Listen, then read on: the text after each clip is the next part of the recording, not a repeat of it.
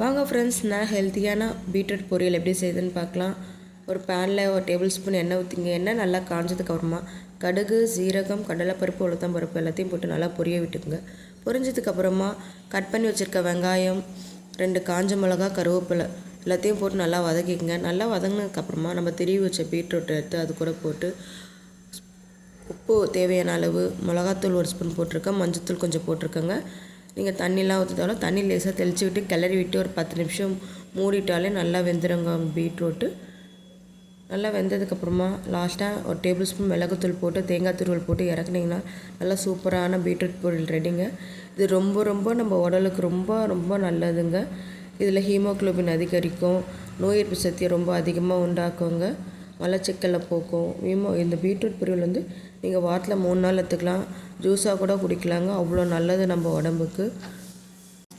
கன்சீவாக இருக்கிறவங்க பீட்ரூட் பொரியல் நீங்கள் அப்பப்போ எடுத்துக்கலாங்க, அவ்வளோ நல்லது. ஹீமோக்ளோபின் அதிகரிக்கும், நார் சத்து அதிகமாக உண்டாக்கும்.